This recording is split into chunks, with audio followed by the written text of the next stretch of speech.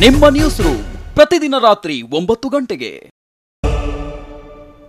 News express at 6ಗೆ ಸ್ವಾಗತ. ನಾನು Sushma. Technical evidence ಮೂಲಕವೇ ನಶೆ ರಾಣಿಯರಿಗೆ ಸಿಸಿಬಿ ಡ್ರಿಲ್. ಪೊಲೀಸರ ಮುಂದೆಯೇ ಸಂಜನಾ ರಾಗಿಣಿ ರಂಪಾಟ ಮಾಡಿದ್ದು ಯಾಕೆ?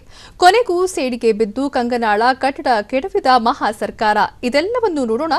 ಸಿಸಿಬಿ ಅಧಿಕಾರಿಗಳ ಎದುರಲ್ಲೇ ನಟಿ ಸಂಜನಾ ಮತ್ತು ರಾಗಿಣಿ ರಂಪಾಟ ಮಾಡಿದ್ದು ಯಾಕೆ? ಡ್ರಗ್ಸ್ ಜಾಲದ ಆರೋಪಿಗಳನ್ನ ಜಾಳಾಡೋಕೆ ಖಾಕಿ ಹುಡುಕಿರುವ ಟೆಕ್ನಿಕಲ್ ಎವಿಡೆನ್ಸ್ಗಳು ಯಾವುವು ಗೊತ್ತಾ? ಸಂಜನಾ ಕೆಡ್ಡಾಗೆ ಬೀಳೋಕೆ ಪೃಥ್ವಿ ಶೆಟ್ಟಿಯೇ ಕಾರಣವಾಗಿದ್ದು ಹೇಗೆ? ಇದೆಲ್ಲವನ್ನು ನೋಡೋಣ ಡ್ರಗ್ಸ್ ದುನಿಯಾ ಎಕ್ಸ್‌ಪ್ರೆಸ್‌ನಲ್ಲಿ.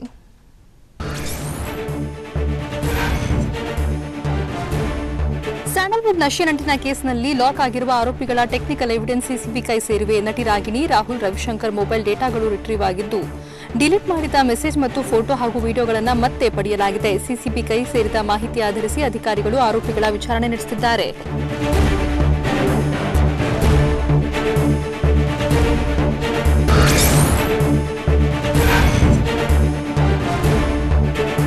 ಸ್ಯಾಂಡಲ್ವುಡ್ ಡ್ರಗ್ಸ್ ಜಾಲದಲ್ಲಿ ಸಿಲುಕಿ ಸಿಸಿಬಿ ವಶದಲ್ಲಿರುವ ನಟಿ ಸಂಜನಾ ಮತ್ತು ರಾಗಿಣಿ ಇಬ್ಬರು ರಂಪಾಟ ಮಾಡಿಕೊಂಡಿದ್ದಾರೆ. ಮಡಿವಾಳದ ಸಾಂತ್ವನ ಕೇಂದ್ರದಲ್ಲಿ ನಟಿಯರಿಬ್ಬರು ಜೊತೆಯಲ್ಲಿ ಇರಲ್ಲ ಅಂತ ಗಲಾಟೆ ಮಾಡಿಕೊಂಡಿದ್ದಾರೆ. ನಾನು ನಟಿ ರಾಗಿಣಿ ದ್ವಿವೇದಿ ಜೊತೆ ಇರಲ್ಲ ಅಂತ ಖ್ಯಾತಿ ತೆಗೆದ ಸಂಜನಾ ಬೇರೆ ಕಡೆ ಶಿಫ್ಟ್ ಮಾಡುವಂತೆ ಪಟ್ಟು ಹಿಡಿದ್ರು.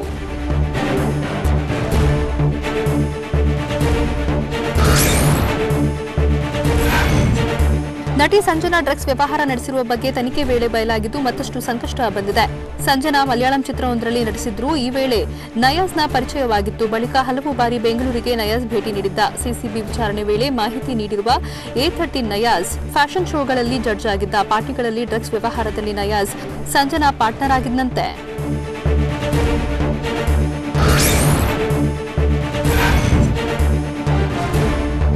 ನಶೆ ನಂಟಿನಲ್ಲಿ ಸಿಲುಕಿ ವಿಲವಿಲ ಅಂತಿರೋ ನಟಿ ಸಂಜನಾಗೆ ಇತ್ತೀಚೆಗೆ ಸಿನಿಮಾಗಳೇ ಇರಲಿಲ್ಲ. 2019ರಲ್ಲಿ ಸಂಜನಾ ನಟನೆಯ ಯಾವುದೇ ಚಿತ್ರ ರಿಲೀಸ್ ಆಗಿಲ್ಲ. ರಾಜಸಿಂಹ ಚಿತ್ರವೇ ಕನ್ನಡದ ಕೊನೆಯ ಚಿತ್ರವಾಗಿದೆ. ತೆಲುಗಿನ ಸ್ವರ್ಣ ಖಡ್ಗಂ ಧಾರಾವಾಹಿಯಲ್ಲಿ ಮುಖ್ಯ ಪಾತ್ರದಲ್ಲಿ ಕಾಣಿಸಿಕೊಂಡಿದ್ರು. ಬಿಟ್ರೆ ಮತ್ಯಾವ ದೊಡ್ಡ ಪ್ರಾಜೆಕ್ಟ್ನಲ್ಲೂ ಕಾಣಿಸಿಕೊಂಡಿಲ್ಲ. ಸದ್ಯಕ್ಕೆ ಒಂದೆರಡು ಮಲಯಾಳಂ ಚಿತ್ರಗಳಿಗೆ ಸಹಿ ಮಾಡಿದ್ದಾರೆ ಅಂತ ಹೇಳಲಾಗ್ತಿದೆ. ಕೇವಲ ಸಿನಿಮಾ ಕಾರ್ಯಕ್ರಮಗಳಲ್ಲಿ ಮಾತ್ರ ಕಾಣಿಸಿಕೊಳ್ತಿದ್ರು. ಸಂಜನಾ ಫ್ರೆಂಡ್ ಸರ್ಕಲ್ನಲ್ಲೂ ಸಿನಿಮಾ ಮಂದಿ ಅಷ್ಟಾಗಿ ಇರಲಿಲ್ಲ.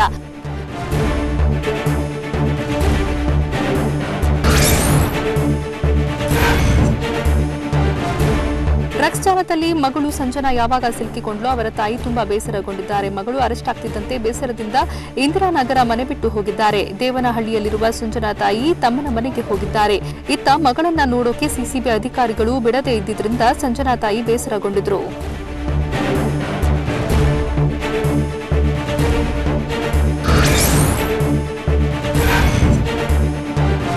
ಡ್ರಗ್ಸ್ ಜಾಲದಲ್ಲಿ ನಟಿ ಸಂಜನಾ ಇರುವ ಬಗ್ಗೆ ಸಿಸಿಬಿ ಅಧಿಕಾರಿಗಳಿಗೆ ಮೊದಲೇ ಅನುಮಾನ ಇತ್ತಂತೆ. ಹೀಗಾಗಿ ರಾಹುಲ್ನನ್ನ ಫಾಲೋ ಮಾಡುತ್ತಿದ್ದ ಸಿಸಿಬಿ ಟೀಮ್ ಬಳಿಕ ರಾಹುಲ್ ಮತ್ತು ರವಿಶಂಕರ್ನನ್ನ ಬಂಧಿಸಿದ್ರು. ಇಬ್ಬರನ್ನು ವಶಕ್ಕೆ ಪಡೆದು ವಿಚಾರಣೆ ನಡೆಸುವ ವೇಳೆ ರವಿಶಂಕರ್ ನೀಡಿದ ಮಾಹಿತಿ ಮೇರೆಗೆ ರಾಗಿಣಿಯನ್ನ ಬಂಧಿಸಿದ್ರು. ಬಳಿಕ ಪೃಥ್ವಿ ಶೆಟ್ಟಿ ಮಾಹಿತಿ ಆಧರಿಸಿ ಸಂಜನಾರನ್ನ ಬಂಧಿಸಲಾಗಿದೆ.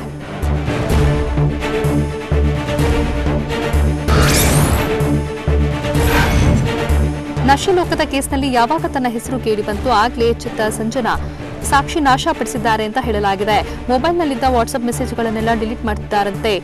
ಐಫೋನ್ 11 ಪ್ರೋ ಮೊಬೈಲ್ ಮತ್ತು ಮತ್ತೆರಡು ಮೊಬೈಲ್ಗಳನ್ನು ಸಂಜನಾ ಹೊಂದಿದ್ದಾರೆ.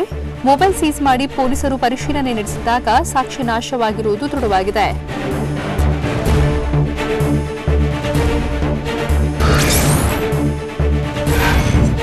ವಿಚಾರಣೆ ವೇಳೆ ಡ್ರಗ್ಸ್ ವ್ಯವಹಾರದ ಬಗ್ಗೆ ಒಪ್ಪಿಕೊಳ್ಳೋಕೆ ಹಿಂದೇಟು ಹಾಕ್ತಿರೋ ನಟಿ ಸಂಜನಾ, ನಾನು ಕನ್ನಡದ ಹಲವು ಚಿತ್ರಗಳಲ್ಲಿ ನಟಿಸಿದ್ದೇನೆ. ಚಿತ್ರರಂಗದಲ್ಲಿದ್ದ ಮೇಲೆ ಪಾರ್ಟಿಗಳಿಗೆ ಹೋಗಬೇಕಾಗುತ್ತೆ. ಹಾಗಂತ ಆ ಪಾರ್ಟಿಗಳಲ್ಲಿ ಏನಾಗುತ್ತೆ ಅಂತ ಗೊತ್ತಿಲ್ಲ. ಪಾರ್ಟಿಗೆ ಹೋಗ್ತೇನೆ, ಕಾರ್ಯಕ್ರಮ ಮುಗಿಸಿ ಬರ್ತೀನಿ. ಅಲ್ಲಿ ಕಾಣದೆ ನಡೆಯುವ ಡ್ರಗ್ಸ್ ಬಗ್ಗೆ ನನಗೆ ಏನೂ ಗೊತ್ತಿಲ್ಲ ಅಂತ ಹೇಳಿದ್ದಾರೆ.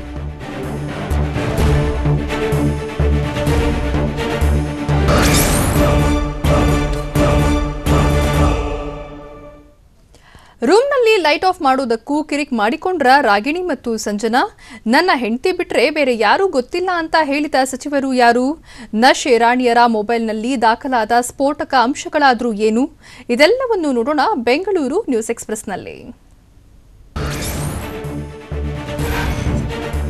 ರೂಮ್ ಲೈಟ್ ಆಫ್ ಮಾಡುವ ವಿಚಾರದಲ್ಲಿ ಸ್ಯಾಂಡಲ್ವುಡ್ ನಟಿಯರಿಬ್ಬರು ಕಿರಿಕ್ ಮಾಡಿಕೊಂಡಿದ್ದಾರೆ. ನಿನ್ನೆ ರಾತ್ರಿ ಮಹಿಳಾ ಸಾಂತ್ವನ ಕೇಂದ್ರದ ರೂಮ್ನಲ್ಲಿ ಲೈಟ್ ಆಫ್ ಮತ್ತು ಆನ್ ಮಾಡುವ ವಿಚಾರದಲ್ಲಿ ನಟಿ ಸಂಜನಾ ಮತ್ತು ರಾಗಿಣಿ ಕಿರಿಕ್ ಮಾಡಿಕೊಂಡಿದ್ದಾರಂತೆ. ರಾಗಿಣಿ ಎದೆನೋವು ಅಂತ ಹೇಳಿದ್ದು ತಕ್ಷಣ ಅಲ್ಲೇ ಇದ್ದ ವೈದ್ಯರು ಚಿಕಿತ್ಸೆ ನೀಡಿದ್ದಾರೆ.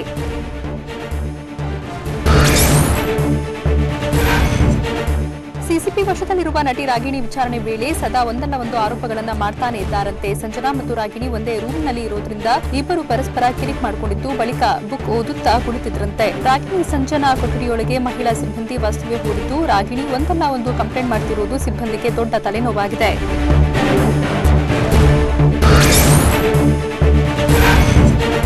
ಡ್ರಗ್ಸ್ ಜಾಲದ ನಂಟು ಆರೋಪದಲ್ಲಿ ನಟಿ ಸಂಜನಾರನ್ನ ಸಿಸಿಬಿ ಅಧಿಕಾರಿಗಳು ಪ್ರಶ್ನೆಗಳ ಸುರಿಮಳೆಯನ್ನೇ ಹರಿಸಿದ್ದಾರೆ. ಸಂಜನಾ ಜೊತೆ ಬಂದಿದ್ದ ಡ್ರಗ್ಸ್ ಪೆಡ್ಲರ್ಗಳ ಸಂಪರ್ಕ ವಿಚಾರಕ್ಕೆ ಸಂಬಂಧಿಸಿದಂತೆ ಪೆಡ್ಲರ್ಗಳ ಜೊತೆಗೆ ಚಾಟಿಂಗ್ ಕಾಲ್ ಬಗ್ಗೆ ಸಿಸಿಬಿ ಅಧಿಕಾರಿಗಳು ಪ್ರಶ್ನೆ ಮಾಡಿದ್ದಾರೆ. ಸಿಸಿಬಿ ಪ್ರಶ್ನೆಗೆ ಹೌದು ಸಂಪರ್ಕ ಮಾಡಿದ್ದೆ ಅಂತ ಸಂಜನಾ ಹೇಳಿದ್ದು ಅವರೆಲ್ಲ ನನ್ನ ಸ್ನೇಹಿತರು ಅಂತ ಕೂಡ ಹೇಳಿದ್ದಾರೆ.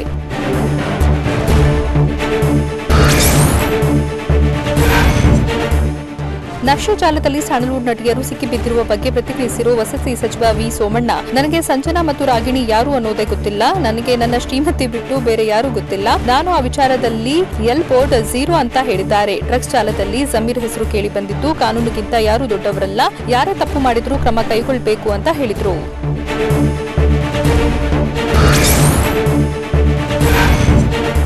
ಡ್ರಗ್ಸ್ ಜಾಲದಲ್ಲಿ ಸಿಲುಕಿರುವ ನಟಿ ರಾಗಿಣಿ, ರವಿಶಂಕರ್ ಹಾಗೂ ರಾಹುಲ್ ಮೊಬೈಲ್ನಲ್ಲಿ ಸ್ಫೋಟಕ ಮಾಹಿತಿಗಳು ಲಭ್ಯವಾಗಿದೆ. ಮೂವರ ಮೊಬೈಲ್ ಡೇಟಾ ರಿಟ್ರೀವ್ ಮಾಡಿಸೋಕೆ ಸಿಸಿಬಿ ಅಧಿಕಾರಿಗಳು ಲ್ಯಾಬ್ಗೆ ಕಳಿಸಿದ್ರು. ಪ್ರಕರಣದ ತನಿಖೆ ನಡೆಸಿದ ಪೊಲೀಸರ ಕೈಗೆ ಮತ್ತೊಂದು ಅಸ್ತ್ರ ಸಿಕ್ಕಿದ್ದು ಯಾವ ಸಮಯದಲ್ಲಿ ಎಲ್ಲಿ ಹೋಗಿದ್ರು, ಯಾವ ಪಾರ್ಟಿ ಅರೇಂಜ್ ಮಾಡಿದ್ರು, ಪಾರ್ಟಿಯಲ್ಲಿ ಯಾರ್ಯಾರು ಇದ್ರು ಅನ್ನೋದು ರವಿಶಂಕರ್ ಮೊಬೈಲ್ನಲ್ಲಿ ದಾಖಲಾಗಿದೆ.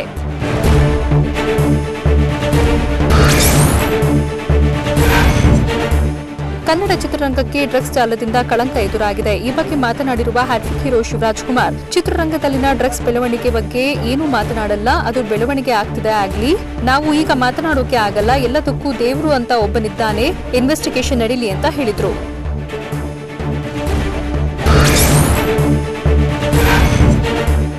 ಕೊರೋನಾ ಸೋಂಕು ನಿಯಂತ್ರಿಸುವ ಸಲುವಾಗಿ ದೇಶದಲ್ಲಿ ಹೇರಲಾಗಿದ್ದ ಲಾಕ್ಡೌನ್ನಿಂದಾಗಿ ಕನ್ನಡ ಚಿತ್ರರಂಗ ಸ್ಥಗಿತಗೊಂಡಿತ್ತು. ಈ ಅವಧಿಯಲ್ಲಿ ಚಿತ್ರರಂಗಕ್ಕೆ ಸಾಕಷ್ಟು ನಷ್ಟ ಉಂಟಾಗಿದೆ ಅಂತ ನಟ ಶಿವರಾಜ್ ಕುಮಾರ್ ನೇತೃತ್ವದ ತಂಡ ಸಿಎಂ ಬಿಎಸ್ ಯಡಿಯೂರಪ್ಪ ಬಳಿ ಮನವಿ ಮಾಡಿತು. ಆದಷ್ಟು ಬೇಗ ಸಮಸ್ಯೆ ಬಗೆಹರಿಸುವ ಬಗ್ಗೆ ಸಿಎಂ ಬಿಎಸ್ವೈ ಭರವಸೆ ನೀಡಿದ್ದಾರೆ.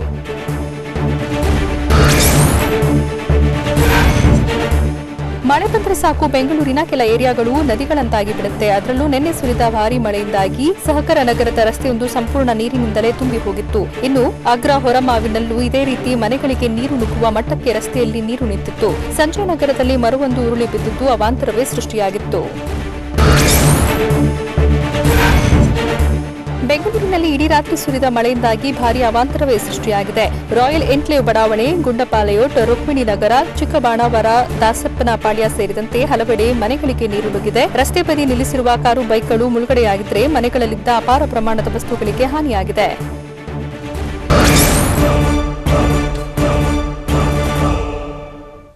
ಕೊರೋನಾದಿಂದ ಕಂಗೆಟ್ಟಿರೋ ಭಾರತಕ್ಕೆ ದೊಡ್ಡ ಆಘಾತ ನೀಡಿದ ಪಂಚರಾಜ್ಯಗಳು ಯಾವುವು? ಅಂಡಮಾನ್ನಲ್ಲಿ ಕೊರೋನಾ ಹೆಚ್ಚಾಗ್ತಿದ್ರೂ ಬುಡಕಟ್ಟು ಕುಟುಂಬದವರು ವೈರಸ್ ವಿರುದ್ಧ ಹೋರಾಡಿ ಗೆದ್ದಿದ್ದು ಹೇಗೆ? ಇದೆಲ್ಲವನ್ನು ನೋಡೋಣ ಕೊರೋನಾ ಹಾಟ್ಸ್ಪಾಟ್ ಎಕ್ಸ್‌ಪ್ರೆಸ್‌ನಲ್ಲಿ. ಕೊರೋನಾ ಸಾವು ತಡೆಗೆ ಪ್ಲಾಸ್ಮಾ ಥೆರಪಿ ಪರಿಣಾಮಕಾರಿ ಅಂತಾನೆ ಹೇಳಲಾಗ್ತಿತ್ತು. ಸೋಂಕಿನಿಂದ ಗುಣಮುಖರಾದವರ ಪ್ಲಾಸ್ಮಾ ಪಡೆದು ಸೋಂಕಿತರಿಗೆ ನೀಡಿದ್ರೆ ಕೊರೋನಾದಿಂದ ಗುಣವಾಗುತ್ತೆ. ಆದರೆ ಸೋಂಕಿನಿಂದ ಸಾಯುವವರ ತಡೆಗೆ ಪ್ಲಾಸ್ಮಾ ಥೆರಪಿ ಪರಿಣಾಮಕಾರಿಯಾಗಿಲ್ಲ ಅಂತ ಐಸಿಎಂಆರ್ ಅಧ್ಯಯನ ವರದಿಯಿಂದ ಬಹಿರಂಗವಾಗಿದೆ. ಏಪ್ರಿಲ್ 22ರಿಂದ ಜುಲೈ 14ರವರೆಗೂ ಅಧ್ಯಯನ ನಡೆಸಲಾಗಿತ್ತು.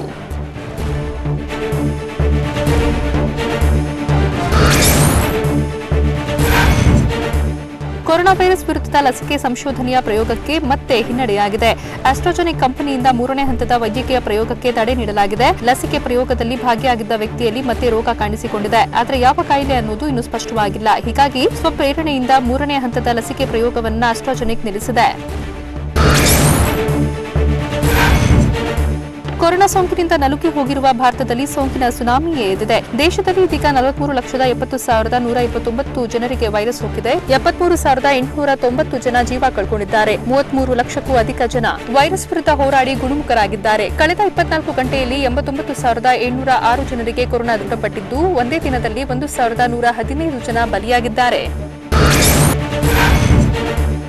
ಕೊರೋನಾ ವಾರಿಯರ್ಗಳಿಂದ ದಸರಾ ಉದ್ಘಾಟನೆಗೆ ಸರ್ಕಾರ ನಿರ್ಧಾರ ಮಾಡಿದೆ. ಆದರೆ ಉದ್ಘಾಟಕರ ಆಯ್ಕೆಯೇ ದಸರಾ ಸಮಿತಿಗೆ ದೊಡ್ಡ ತಲೆನೋವಾಗಿದೆ. ನಾಡಿದ್ದು ಸಚಿವ ಟಿ ಸೋಮಶೇಖರ್ ನೇತೃತ್ವದಲ್ಲಿ ನಡೆಯುವ ದಸರಾ ಸಮಿತಿ ಸಭೆಯಲ್ಲಿ ಉದ್ಘಾಟಕರು ಅಂತಿಮವಾಗಬೇಕಿದೆ. ಹೀಗಾಗಿ ಉದ್ಘಾಟಕರ ಆಯ್ಕೆಯ ಮಾನದಂಡ ಸಿದ್ಧತೆಯಲ್ಲಿ ಇಲಾಖಾವಾರು ಅಧಿಕಾರಿಗಳು ಬ್ಯುಸಿಯಾಗಿದ್ದಾರೆ.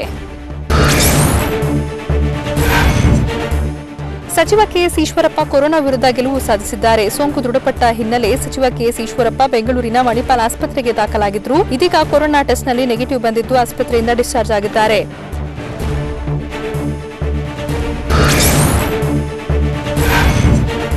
ದುರ್ಗಮ ಅಂಡಮಾನ್ ದ್ವೀಪದಲ್ಲೂ ಕೊರೋನಾ ನಿಧಾನವಾಗಿ ವ್ಯಾಪಿಸ್ತಾ ಇದೆ. ಈವರೆಗೂ 3,359 ಜನರಲ್ಲಿ ಕೊರೋನಾ ಸೋಂಕು ಹಬ್ಬಿದ್ದು 2,997 ಜನ ಗುಣಮುಖರಾಗಿದ್ದಾರೆ. ಇದರಲ್ಲಿ ಬುಡಕಟ್ಟು ಸಮುದಾಯದ 11 ಮಂದಿಯೂ ಕೊರೋನಾದಿಂದ ಗುಣಮುಖರಾಗಿದ್ದಾರೆ. 2 ವಾರಗಳ ಹಿಂದೆ ಆರೋಗ್ಯ ಮತ್ತು ತುರ್ತು ಸೇವಾ ಸಿಬ್ಬಂದಿ ಬೋಟ್ಗಳ ಮೂಲಕ ತೆರಳಿ ಗ್ರೇಟರ್ ಅಂಡಮಾನ್ ಬುಡಕಟ್ಟು ನಿವಾಸಿಗಳನ್ನು ಕೊರೋನಾ ಪರೀಕ್ಷೆಗೆ ಒಳಪಡಿಸಿದ್ರು.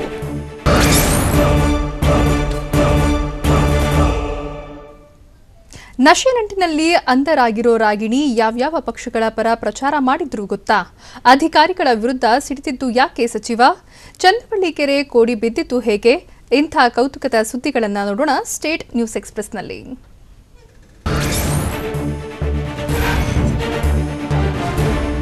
ಕಾಂಗ್ರೆಸ್ ಜೆಡಿಎಸ್ ಬಿಜೆಪಿ ಪರವಾಗಿ ನಟಿ ರಾಗಿಣಿ ಪ್ರಚಾರ ಮಾಡಿದ್ದು ಡ್ರಗ್ಸ್ ದಂಧೆ ವಿಚಾರದಲ್ಲಿ ರಾಜಕೀಯ ಆರೋಪ ಪ್ರತ್ಯಾರೋಪ ಬೇಡ ಅಂತ ಸಂಸದ ಪ್ರತಾಪ್ ಸಿಂಹ ಹೇಳಿದ್ದಾರೆ. ಡ್ರಗ್ಸ್ ಅನ್ನೋದು ಸಮಾಜಕ್ಕೆ ಪಿಡುಗಾಗಿದೆ. ಗಾಂಭೀರ್ಯದಿಂದ ತೊಡೆದು ಹಾಕೋಕೆ ಶ್ರಮಿಸಬೇಕು. ಮಾದಕ ವಸ್ತು ವಿರುದ್ಧ ಬಿಜೆಪಿ ಹೋರಾಡ್ತಿದ್ದು ಡ್ರಗ್ಸ್ ಮುಕ್ತ ಕರ್ನಾಟಕ ಅಭಿಯಾನ ಮಾಡ್ತೀವಿ ಎಂದರು.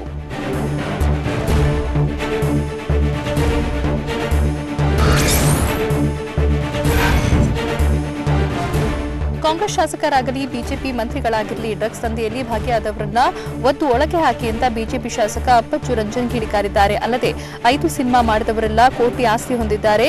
ಇದೆಲ್ಲ ಅವರ ಅಪ್ಪನ ಮನೆಯಿಂದ ಬಂತ ಅಂತ ಪ್ರಶ್ನಿಸಿದ ಅಪ್ಪಚ್ಚು ರಂಜನ್ ಆಸ್ತಿ ಮೂಲದ ಬಗ್ಗೆ ತನಿಖೆ ಮಾಡಬೇಕು ಅಂತ ಒತ್ತಾಯಿಸಿದ್ದಾರೆ.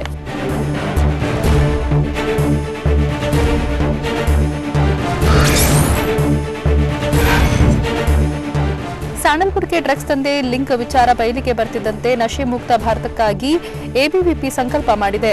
ಮೈಸೂರು ಗ್ರಾಮಾಂತರ ಬಸ್ ನಿಲ್ದಾಣದ ಬಳಿ ಸಾರ್ವಜನಿಕರಿಂದ ಅಭಿಯಾನದ ಪರ ಸಹಿ ಸಂಗ್ರಹಿಸಿದ್ದಾರೆ. ಅಭಿಯಾನದಲ್ಲಿ ವಿದ್ಯಾರ್ಥಿಗಳು ಉತ್ಸಾಹದಿಂದ ಭಾಗಿಯಾಗಿದ್ದು ಸಾರ್ವಜನಿಕರು ಬೆಂಬಲ ಸೂಚಿಸಿದ್ದಾರೆ.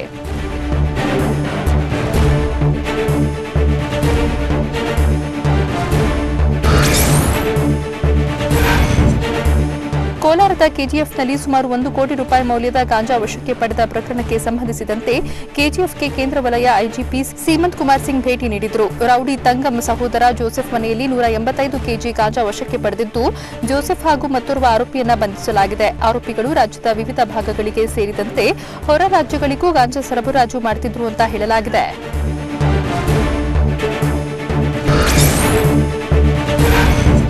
ಚಿಕ್ಕಬಳ್ಳಾಪುರ ಜಿಲ್ಲಾ ಪಂಚಾಯಿತಿಯಲ್ಲಿ ಡಾಕ್ಟರ್ ಕೆ ಸುಧಾಕರ್ ಪ್ರಗತಿ ಪರಿಶೀಲನಾ ಸಭೆ ನಡೆಸಿದರು. ಸಭೆಯಲ್ಲಿ ಜಿಲ್ಲೆಯ ಶಾಸಕರಾದ NH Shivashankar Reddy, NS Subbareddy, JK Krishnareddy, ಜಿಲ್ಲಾ ಪಂಚಾಯತ್ ಅಧ್ಯಕ್ಷ ಚಿಕ್ಕ ನರಸಿಂಹಯ್ಯ ಭಾಗಿಯಾಗಿದ್ದರು.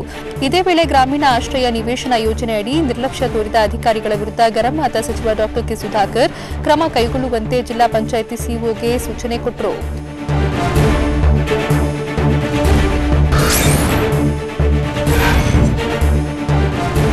ಬೈ ಎಲೆಕ್ಷನ್ ಹಿನ್ನೆಲೆ ಸರ್ಕಾರಕ್ಕೆ ಶಿರಾ ಮೇಲೆ ಪ್ರೀತಿ ಹೆಚ್ಚಾಗಿದೆ ಅಂತ ಮಾಜಿ ಸಚಿವ ಟಿಬಿ ಜಯಚಂದ್ರ ವ್ಯಂಗ್ಯವಾಡಿದ್ದಾರೆ. ತುಮಕೂರಿನಲ್ಲಿ ಮಾತನಾಡಿದ ಅವರು ದೇವಸ್ಥಾನಗಳ ಜೀರ್ಣೋದ್ಧಾರಕ್ಕೆ ಹಣ ಬಿಡುಗಡೆಯಾದ ಬಗ್ಗೆ ಪ್ರತಿಕ್ರಿಯಿಸಿ ಇಷ್ಟು ದಿನ ಪ್ರೀತಿ ಎಲ್ಲಿ ಹೋಗಿತ್ತು ಅಂತ ಪ್ರಶ್ನೆ ಮಾಡಿದ್ರು. ಅಲ್ಲದೆ ದೇವಸ್ಥಾನಗಳಿಗೆ 4 ಕೋಟಿ 70 ಲಕ್ಷ ಎಂಬುದು ಭ್ರಮೆ, ಜನರಲ್ಲಿ ಭ್ರಮೆ ಮೂಡಿಸುವ ಕೆಲಸ ಮಾಡಲಾಗ್ತಾ ಇದೆ ಅಂತ ಕಿಡಿಕಾರಿದ್ರು.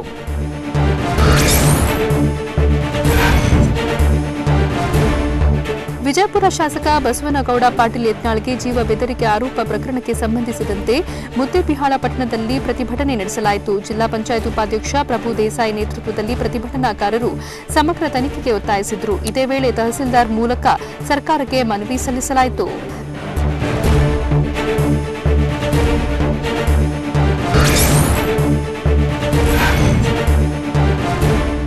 ಐಎಎಸ್ ಅಧಿಕಾರಿಗಳ ಕಿರುಕುಳದ ವಿರುದ್ಧ ಆರೋಗ್ಯ ಅಧಿಕಾರಿಯ ಹೋರಾಟಕ್ಕೆ ಕೊನೆಗೂ ಗೆಲುವು ಸಿಕ್ಕಿದೆ. ವೈದ್ಯ ವೃತ್ತಿ ಬಿಟ್ಟು ಡಾಕ್ಟರ್ ರವೀಂದ್ರನಾಥ್ ಆಟೋ ಓಡಿಸುತ್ತಿದ್ರು. ಈ ಬಗ್ಗೆ ಟಿವಿ9ನಲ್ಲಿ ವರದಿ ಪ್ರಸಾರವಾಗುತ್ತಿದ್ದಂತೆ ಎಚ್ಚೆತ್ತ ಸರ್ಕಾರ ಹೋರಾಟಕ್ಕೆ ಮಣಿದು ವೈದ್ಯರನ್ನ ವರ್ಗಾವಣೆ ಮಾಡಿದೆ. ಕೊಪ್ಪಳ ಜಿಲ್ಲಾ ಕುಟುಂಬ ಕಲ್ಯಾಣ ಅಧಿಕಾರಿಯಾಗಿ ಡಾಕ್ಟರ್ ರವೀಂದ್ರನಾಥ್ರನ್ನ ಟ್ರಾನ್ಸ್ಫರ್ ಮಾಡಲಾಗಿದೆ.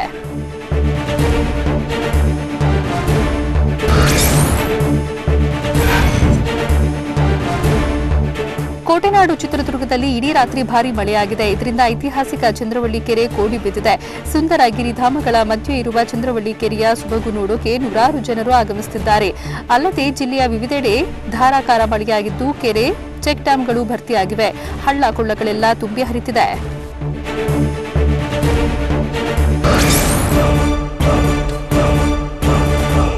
ನಟಿ ಕಂಗನಾ ವಿರುದ್ಧದ ಸೇಡಿನಿಂದಾಗಿ ಕಟ್ಟಡವನ್ನೇ ಕೆಡವಿದ ಮಹಾ ಸರ್ಕಾರ.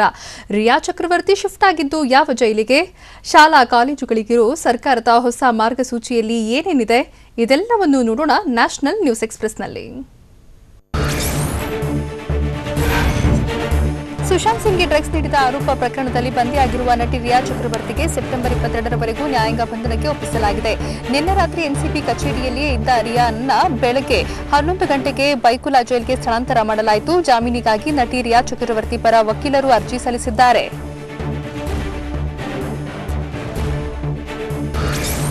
ಚಕ್ರವರ್ತಿಯನ್ನ ಬೈಕುಲಾ ಜೈಲಿಗೆ ಕರೆದೊಯ್ಯಲಾಗಿದೆ. ಕಳೆದ ರಾತ್ರಿಯನ್ನ ಎನ್ಸಿಪಿ ಕಚೇರಿಯ ಲಾಕಪ್ನಲ್ಲಿ ಕಳೆದಿದ್ದಾರೆ. ಸೆಪ್ಟೆಂಬರ್ 22ರವರೆಗೆ ರಿಯಾಗೆ ನ್ಯಾಯಾಂಗ ಬಂಧನ ವಿಧಿಸಲಾಗಿದೆ. ಇವತ್ತು ಮತ್ತೆ ಕೋರ್ಟ್ನಲ್ಲಿ ಜಾಮೀನು ಅರ್ಜಿಯನ್ನ ರಿಯಾ ಚಕ್ರವರ್ತಿ ಪರ ವಕೀಲರು ಸಲ್ಲಿಸುವರು.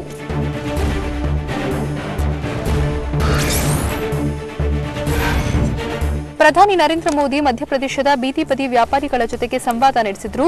ಆತ್ಮನಿರ್ಭರ ಭಾರತ ಅಭಿಯಾನದ ಅಡಿ ಬೀದಿ ಬದಿ ವ್ಯಾಪಾರಿಗಳಿಗೆ ಸಾಲ ನೀಡಲಾಗುತ್ತಿದೆ. 1.4 ಲಕ್ಷ ಬೀದಿ ಬದಿ ವ್ಯಾಪಾರಿಗಳಿಗೆ 140 ಕೋಟಿ ರೂಪಾಯಿ ಸಾಲ ನೀಡಲಾಗಿದೆ. ಈ ಯೋಜನೆಗೆ ಚಾಲನೆ ನೀಡಿ ಬೀದಿ ಬದಿಯ ವ್ಯಾಪಾರಿಗಳ ಜೊತೆಗೆ ಮೋದಿ ಸಂವಾದ ನಡೆಸಿದ್ರು.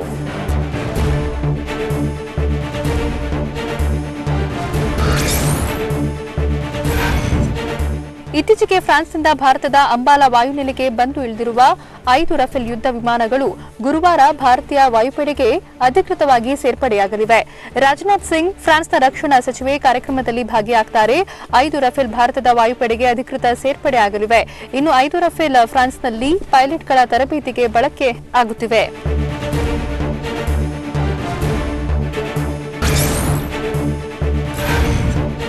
ದೇಶದಲ್ಲಿ ಶಾಲಾ ಕಾಲೇಜು ತೆರೆಯೋಕೆ ಕೇಂದ್ರ ಸರ್ಕಾರ ಮಾರ್ಗ ಹೊರಡಿಸಿದೆ.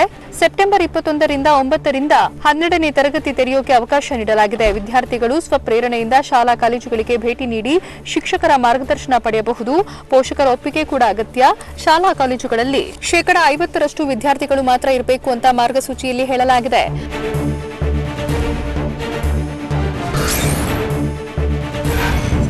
ಕೊರೋನಾ ವೈರಸ್ನ ಹೊಡೆತದಿಂದಾಗಿ ದೇಶದಲ್ಲಿ ನಿರುದ್ಯೋಗ ಹೆಚ್ಚಳವಾಗಿದೆ. ಹೀಗಾಗಿ ಬಿಹಾರದಲ್ಲಿ ಕೆಲವು ಸಂಸ್ಥೆಗಳು ಸರ್ಕಾರದ ವಿರುದ್ಧ ಪ್ರತಿಭಟನೆ ನಡೆಸೋಕೆ ನಿರ್ಧರಿಸಲಾಗಿದೆ. ಇವತ್ತು ರಾತ್ರಿ 9 ಗಂಟೆಗೆ ನಿರುದ್ಯೋಗಿಗಳು ಒಂದು ಕಡೆ ಸೇರಿ ದೀಪ ಬೆಳಗುವ ಮೂಲಕ ಪ್ರತಿಭಟನೆ ನಡೆಸಲಿದ್ದಾರೆ. ನಿರುದ್ಯೋಗಿ ಯುವಕರ ಪ್ರತಿಭಟನೆಗೆ ಆರ್ಜೆಡಿ ಕೂಡ ಬೆಂಬಲ ಸೂಚಿಸಿದೆ.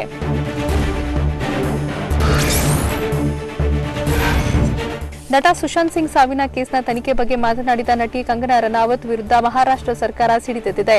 ಮುಂಬೈನ ಪಾಲಿಹಿಲ್ನ ಕಂಗನಾ ಕಚೇರಿ ಬಳಿ ವಸತಿ ಉದ್ದೇಶದ ಕಟ್ಟಡವನ್ನು ವಾಣಿಜ್ಯ ಉದ್ದೇಶಕ್ಕೆ ಬಳಕೆ ಮಾಡಿಕೊಂಡ ಆರೋಪದಲ್ಲಿ ಇಡೀ ಕಟ್ಟಡವನ್ನು ಜೆಸಿಬಿಯಿಂದ ನೆಲಸಮಗೊಳಿಸಲಾಗಿದೆ. ಅದು ರಾಮಮಂದಿರ ಅನ್ನುವ ಮೂಲಕ ಕಟ್ಟಡ ತೆರವುಗೊಳಿಸಿದ್ದಕ್ಕೆ ನಟಿ ಕಂಗನಾ ಕಿಡಿಕಾರಿದ್ದಾರೆ.